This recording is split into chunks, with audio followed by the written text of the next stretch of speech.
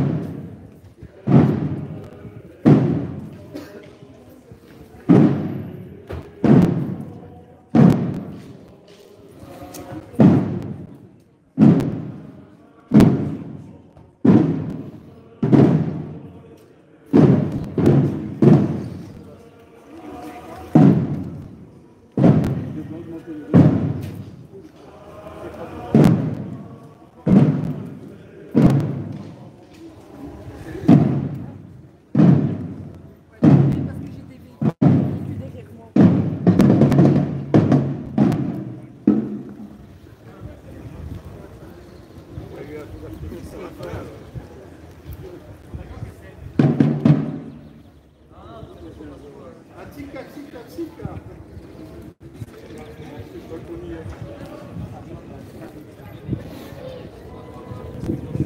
va le faire à 4. On va faire à... Voilà, il faut se faire un à la fois, ou deux à la fois, mais...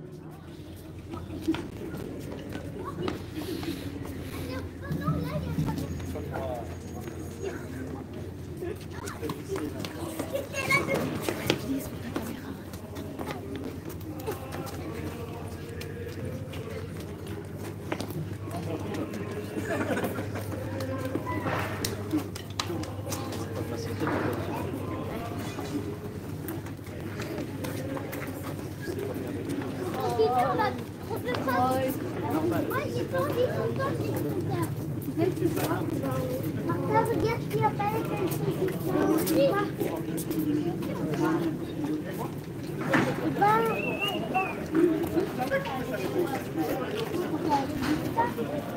Oui, keep tight, puis là, c'est là. Advice, c'est là-dedans, on l'a vu. Le petit singe, je sais qu'il rigole. Le petit singe, je sais qu'il rigole. C'est toujours bien. Moi, je vais dire pourquoi voir. Parce que j'ai la dans la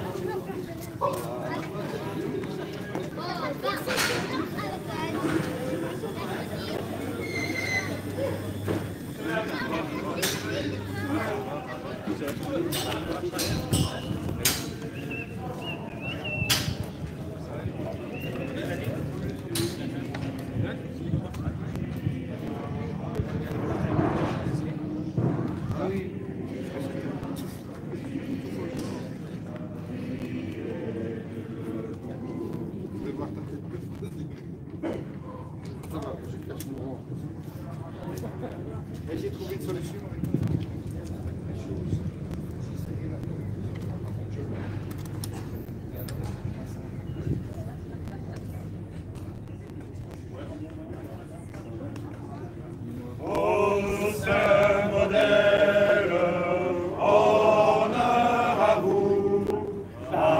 Toujours fidèle, Vincent priez pour nous.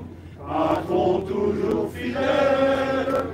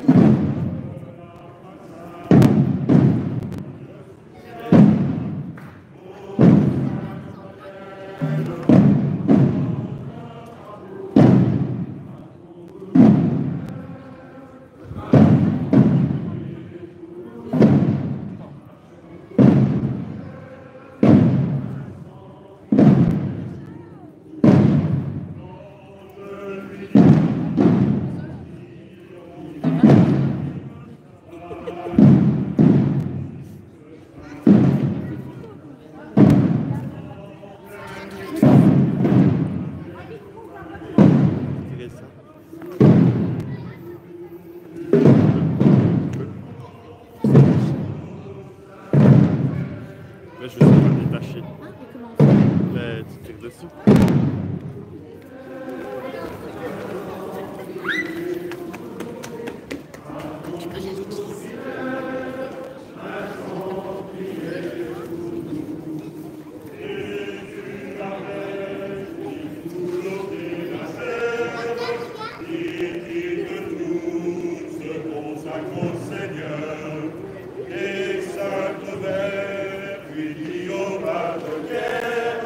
Son nom sera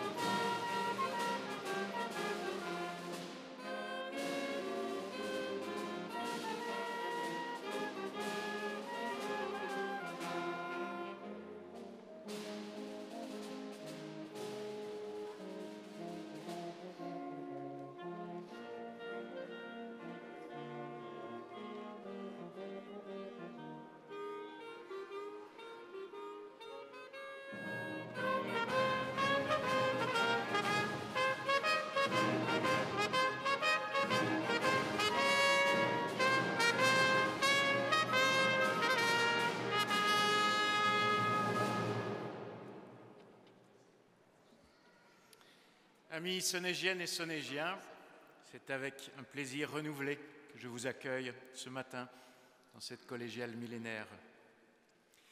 Bienvenue particulièrement à Madame la bourgmestre, bienvenue à Monsieur Benoît Friard, bourgmestre d'Ureux, bienvenue à Mesdames et Messieurs les échevins, à Monsieur Prévost, député fédéral, et à Monsieur Decken, député wallon. Et vous toutes et vous tous, amis sonégiennes et sonégiens, soyez les bienvenus pour vivre ensemble un moment privilégié. La Pentecôte sonégienne, c'est un temps fort où notre communauté célèbre ses racines ainsi que les liens qui l'unissent à Monseigneur Saint-Vincent. La statue de notre saint patron qui vient d'être processionnée, elle arrive directement du collège Saint-Vincent, fondé en 1874, et cette date doit vous faire tilt. Nous soulignons particulièrement sa présence aujourd'hui, car cette année, le collège fête ses 150 ans. Statue qui était polychromée à l'origine, elle est de peu postérieure à la construction du collège, et elle a été dessinée par l'architecte Arthur Verhagen. C'est lui aussi, Arthur Verhagen, qui a piloté la grande restauration de notre collégiale à la fin du XIXe siècle. Ce matin, pour rendre hommage à Saint-Vincent, nous allons maintenant déployer dans une riche évocation le glorieux passé de notre cité.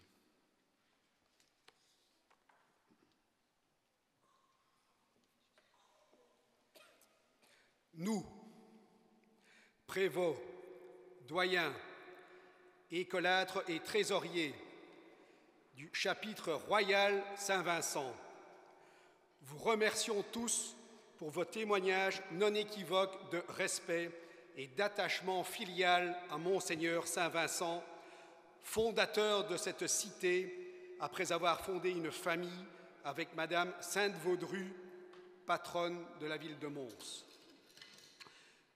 Notre chapitre a pris le relais ici, au Xe siècle, des moines qui avaient pris soin avec humilité des saintes reliques de Vincent.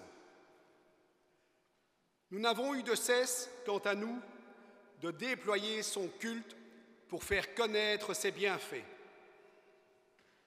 Peu après l'an 1000, nous avons lancé l'ambitieux chantier de cette vénérable collégiale qui s'enracine fermement sur les lieux mêmes de l'antique abbaye, au pied de la Seine qui a donné son nom à notre cité, Suniacum. Nous avons aussi commandé la rédaction de la Vita Vincenti Prima pour affermir la foi envers notre glorieux patron et, de tout temps, nous avons veillé à chanter ses louanges avec les plus belles et expertes voix. C'est en tant que chapitre le plus important du Hainaut, seigneur de la terre de Soigny et gardien de cette église collégiale millénaire, que nous, chanoines de Saint-Vincent, recevons et acceptons l'hommage ici rendu à notre illustre prédécesseur dans la foi. Nous nous rappelons avec large gratitude la bienveillance que nos souverains successifs ont témoignée à son égard.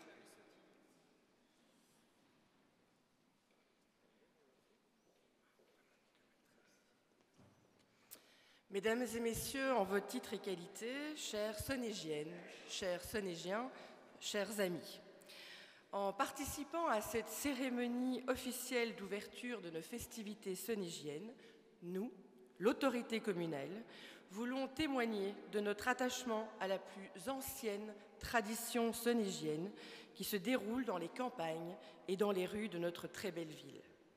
Nous nous réjouissons que cet événement multiséculaire qu'est le Grand Tour bénéficie de la reconnaissance officielle comme patrimoine oral et immatériel.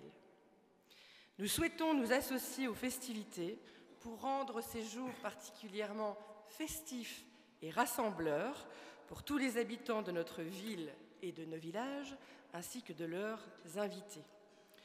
Nous nous engageons également à garantir l'ordre et la sécurité de l'événement, car nombreuses sont les foules qui s'assemblent en notre cité à cette occasion. Bonne fête à tous les Sonégiens. Vive Soigny, vive Saint-Vincent.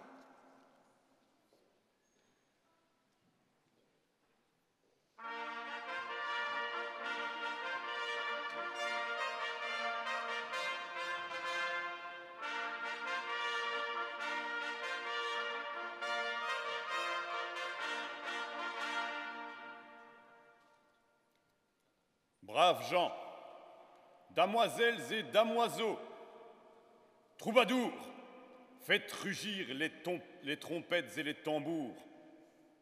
Voici Baudouin IV, dit le bâtisseur, comte de Hainaut, homme fort et hardi, amateur de justice et de paix. Il a juré sur les reliques de Saint-Vincent qu'il protégerait son corps saint et la collégiale, son écrin. Et c'est ainsi qu'il la couvrit d'une coûteuse couverture de plomb et qu'il fit construire une levée de terre autour de Soigny. En l'an de grâce 1142, il a accordé au chapitre de Soigny des pouvoirs étendus et donna une charte de franchise aux bourgeois, faisant d'eux des hommes libres.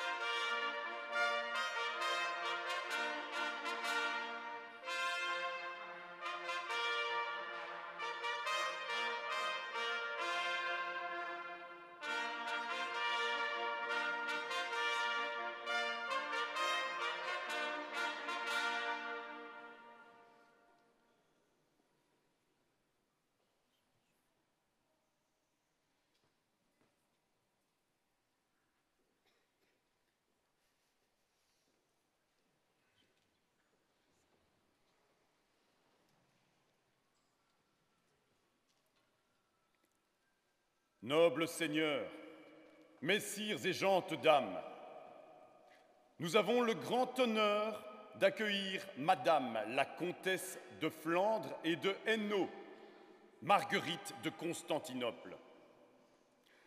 À sa prière, le chef de notre saint fondateur fut prélevé pour être placé dans un précieux reliquaire que voici, la magnifique Fierte Monseigneur Saint-Vincien. Dans sa grande bonté, elle nous fit également don de reliques, dites de Constantinople, préservées dans des bourses en précieux tissus d'Orient. Depuis 8 siècles, ces œuvres inestimables reposent dans le trésor de cette collégiale. Accueillons avec respect le chef de Saint-Vincent.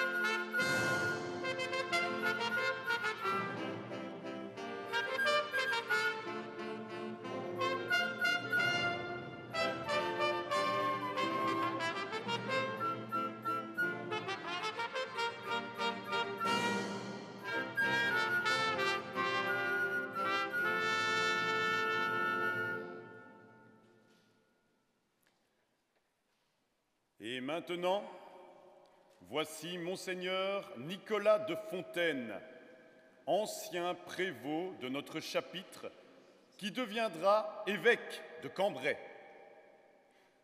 En 1262, il a souhaité que se déroule ici, chaque année, une procession autour de la ville, où l'on porterait solennellement la chasse du bienheureux confesseur Vincent et les autres reliques de la collégiale. Cette cérémonie est de nature à inciter la piété des fidèles, qui les amènera à implorer avec dévotion la protection d'un si grand saint. Par son intercession, Dieu accordera à tout pèlerin de généreuses indulgences.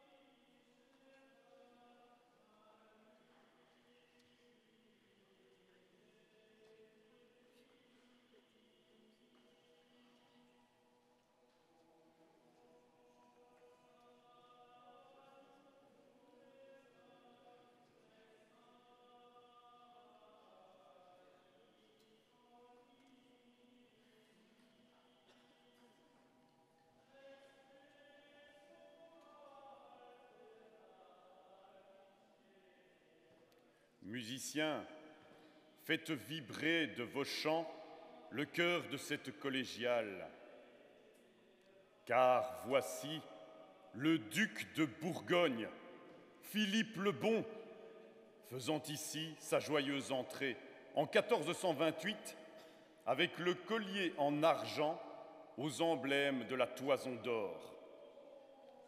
Il a prêté serment comme avoué du chapitre. Il nous a fait l'honneur de choisir la collégiale de Soigny, aux fins de remercier son illustre maître de chapelle, j'ai nommé Gilles Binchois, devenu prévôt de ce chapitre. Il s'est entouré de quelques chanoines musiciens talentueux, dont Guillaume de Malbec et Jehan le Carlier, qui a offert sa maison de la rue des Chantres pour former les jeunes choraux de la collégiale.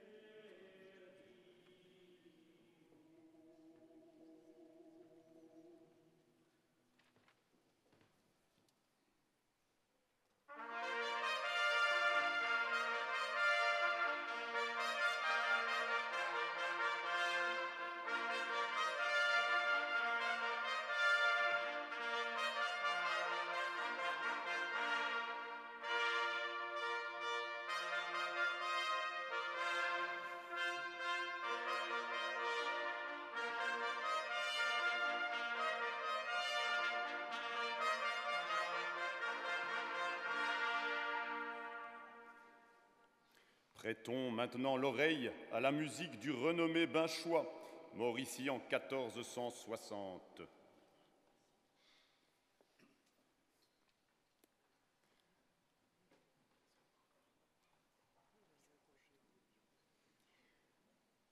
Gentes dames et beaux seigneurs, on va prêter l'oreille.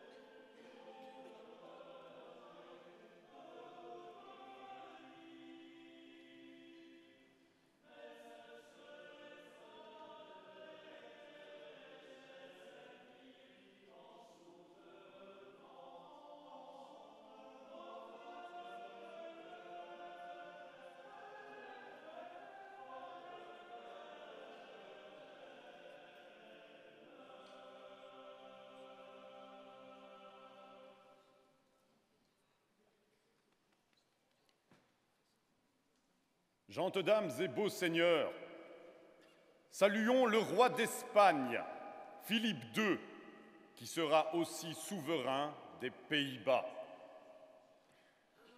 Il nous a fait l'honneur, en 1549, un an avant l'abdication de son père, Charles Quint, de faire ici, à Soigny, sa joyeuse entrée.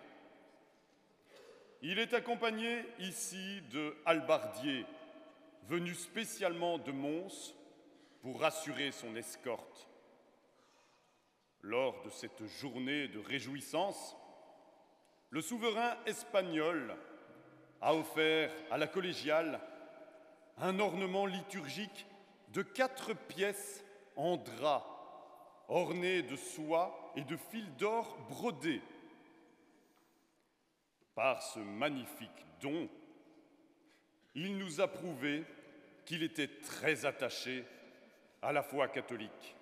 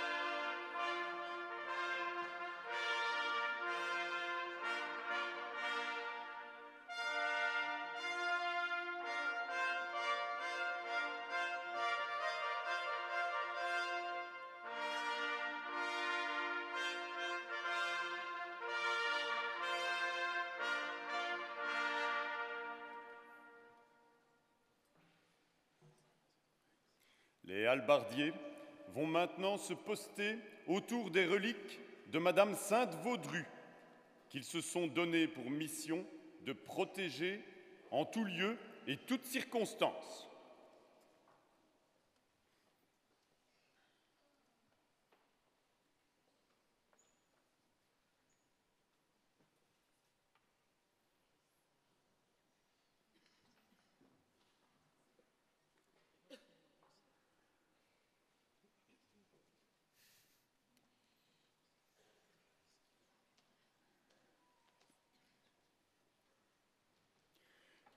Écoutez, bonnes gens, et regardez. Voici Madame l'archiduchesse Marie-Thérèse d'Autriche, grande monarque ayant assuré paix et prospérité à nos Pays-Bas autrichiens. En 1760, au milieu de l'allégresse générale, elle nous honore de sa visite. Tous admirent sans réserve la souveraine, consciente de ses responsabilités. La mère de famille, élevant et soignant elle-même ses enfants. Lors de cette visite, elle offre à la collégiale un magnifique ornement liturgique en soie blanche à motifs floraux brodés.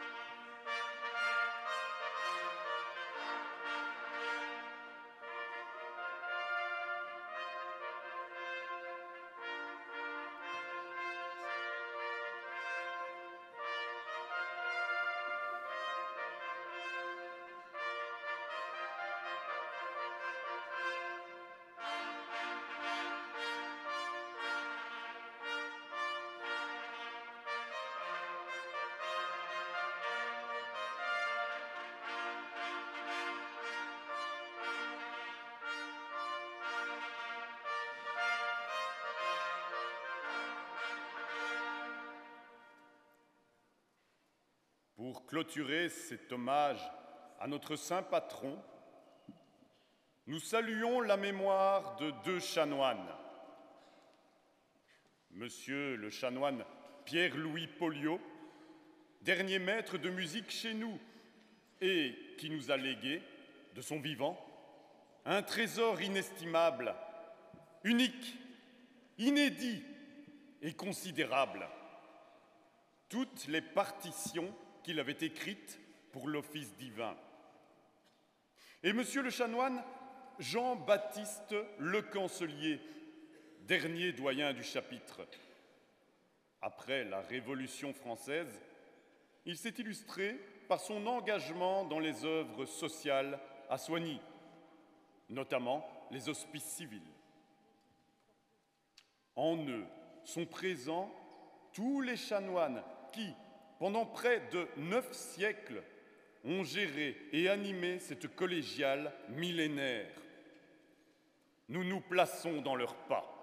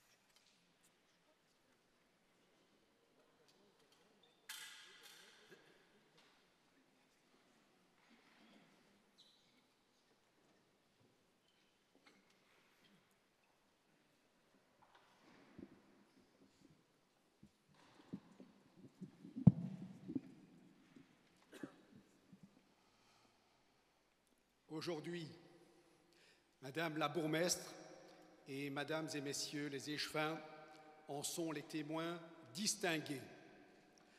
Selon une antique coutume, nous confions solennellement à la confrérie Saint-Vincent la sacrée fierté de cette cité pour qu'elle soit processionnée au son des tambours, trompettes et autres instruments jusqu'aux limites de cette franchise.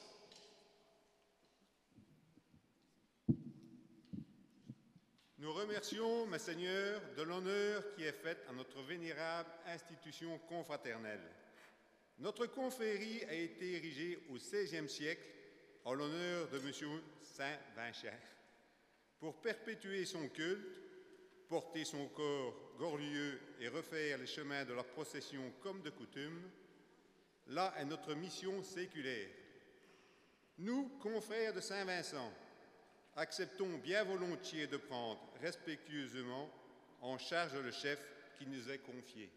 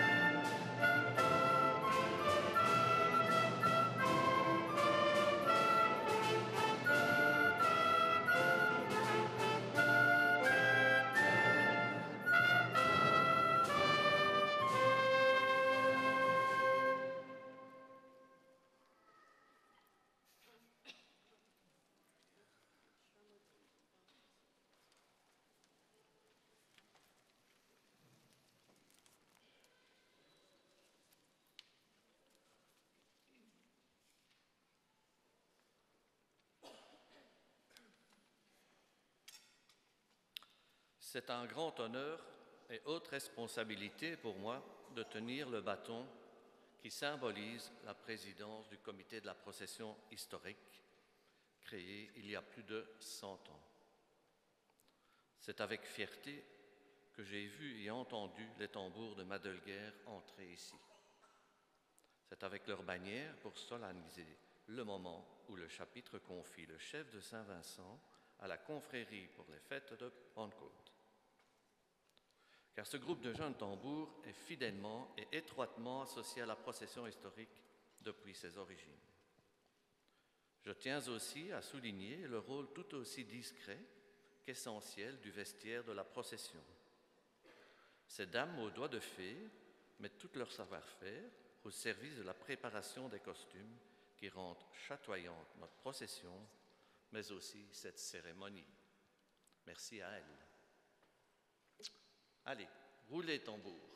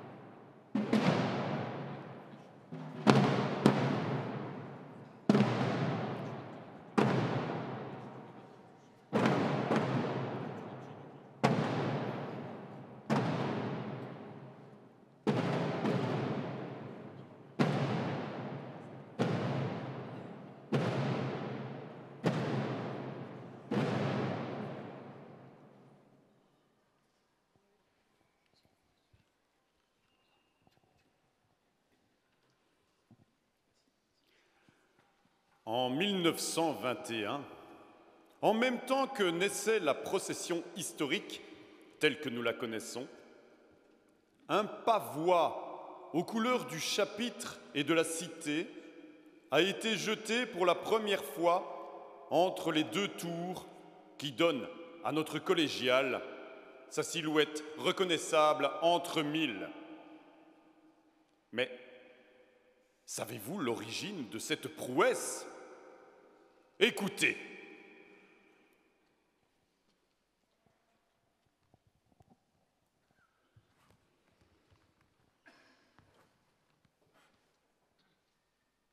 Cher enfant, toi, le plus prometteur des arbalétriers de Saint-Landry, prends ce carreau d'arbalète et file dans la tour-clocher de notre vénérable collégiale. D'un seul trait, tire une corde qui ira se ficher dans la tour-lanterne. Le pavois pourra alors se déployer et le public verra voler les oriflammes. Vas-y, cours.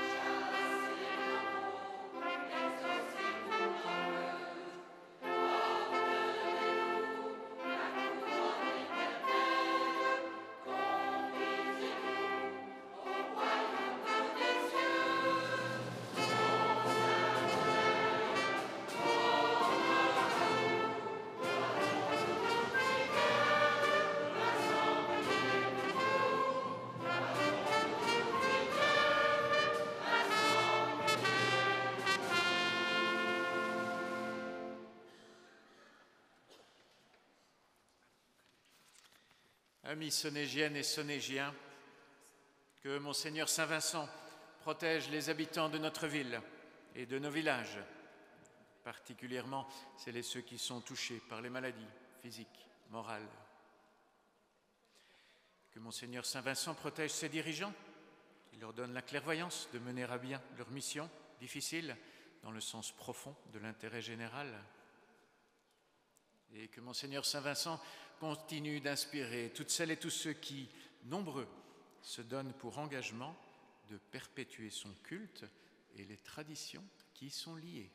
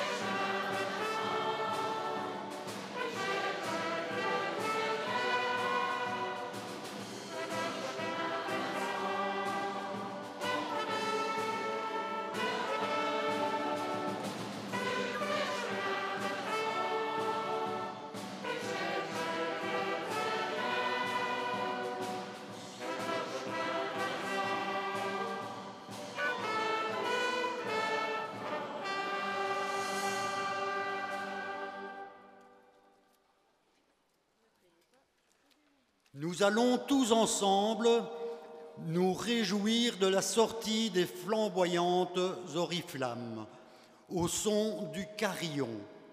Mais les meilleures choses ont besoin de patience. Le cortège va d'abord se reformer pour passer devant vous durant la sortie solennelle au son des grandes orgues. Demeurez sur votre séant. Quand le cortège sera passé, nous sortirons à l'aise sur la Grande Place pour la sortie du pavois. Et après, lorsque les caleçons de Saint-Vincent auront été bien pendus, vous êtes tous invités à éteindre votre soif dans la cour du presbytère. Bienvenue. Bonne Pentecôte à tous. Vive Saint-Vincent et vive Souni.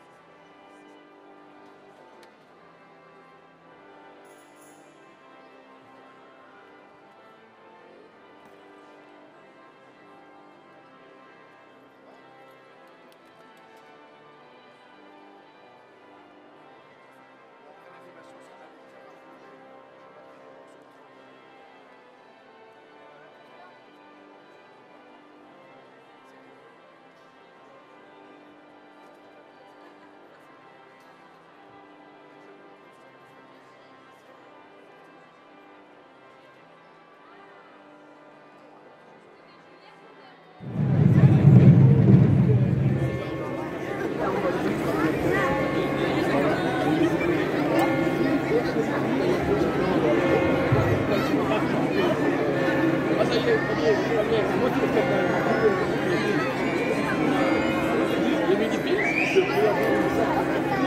peux avoir